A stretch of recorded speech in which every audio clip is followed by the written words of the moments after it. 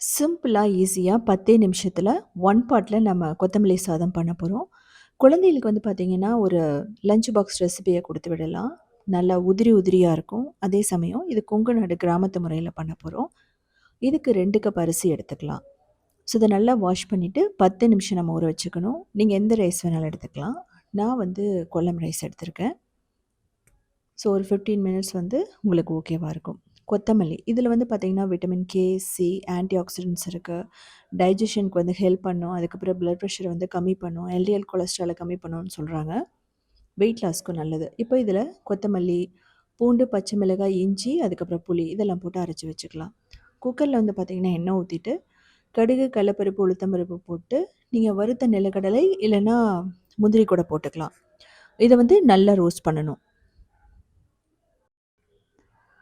So இது வந்து நல்லா ரோஸ்ட் பண்ணுங்க. நான் குறைவான ஆயில் தான் யூஸ் பண்ணியிருக்கேன். நீங்க தேவைப்பட்டா 4 டேபிள் ஸ்பூன் ஆயில் கூட யூஸ் பண்ணிக்கலாம். இது வெங்காயம், அதுக்கப்புறமா உருளைக்கிழங்கு, வரமிளகாய், கறிவேப்பிலை போட்டுக்கலாம். பெருங்காயம் ஒரு 1/2 டீஸ்பூன். ஸோ இதெல்லாம் போட்டு நல்லா ரோஸ்ட் பண்ணணும். சின்ன வெங்காயம் தேவைப்பட்டதுன்னா நீங்க போட்டுக்கலாம். தேவைப்பட்டா நீங்க வந்து முழு பூண்டு வந்து போடலாம். அதுவுமே ரொம்ப நல்லாயிருக்கும்.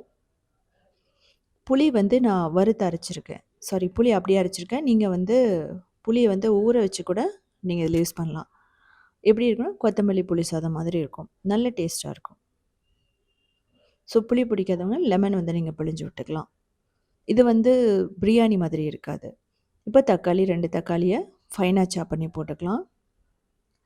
ஸோ இது வந்து ஒரு நல்ல புளிப்பு சுவை குடுக்கறதுனால, அந்த கொத்தமல்லிக்கு வந்து எடுத்து குடுக்கும்.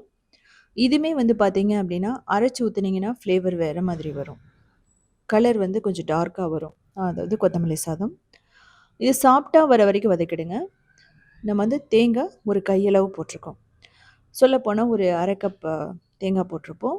அதையும் ரோஸ்ட் பண்ணிக்கலாம். ஸோ இதெல்லாமே வந்து பார்த்திங்கன்னா வறுத்து அரைச்சும் பண்ணலாம். இது மாதிரி பண்ணும்போது டேஸ்ட் நல்லாயிருக்கும்.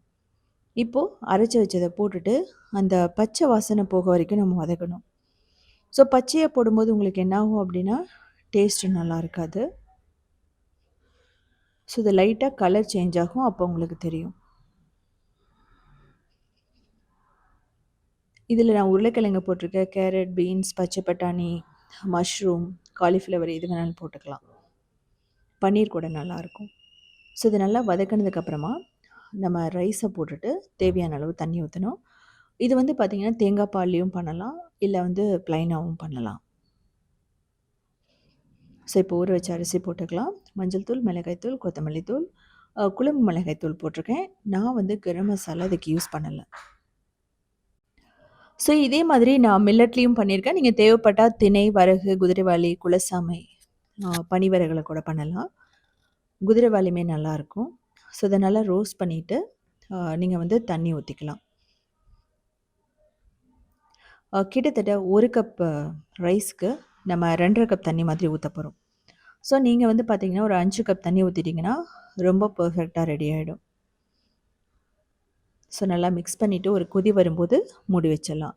மீடியம் ஃப்ளேமில் 3 விசில் வச்சிங்க அப்படின்னா ரொம்ப சூப்பராக ரெடி ஆகிடும். நீங்கள் ஓப்பன் பேன் மெத்தட்லையும் பண்ணலாம். ஸோ இதே மாதிரி சிம்பிளான யூனிக்கான ரெசிபீஸ் வேணும்னா நீங்கள் உத்தமி கிச்சனை ஃபாலோ பண்ணலாம். கிரியேட்டிவ் வேர்ல்டுன்னு இன்னொரு சேனல் இருக்குது. அதுலேயுமே 2000 ரெசிபீஸ் இருக்குது. வெஜிடேரியன் ரெசிபீஸ் தான் அதில் இருக்கிறது ஃபுல்லாமே. அது மட்டும் இல்லாமல் சவுத் இண்டியன் ஃபுட்ஸ்.inங்கிற வெப்சைட்டு கிட்டத்தட்ட ஒரு 19 இயர்ஸாக ரன் பண்ணிகிட்ருக்கோம். அதுலேயுமே 8000 ரெசிபீஸ் இருக்குது. அதுலேயுமே வந்து பார்த்தீங்க அப்படின்னா வெஜிடேரியன் ரெசிபீஸ் தான் இருக்கும்.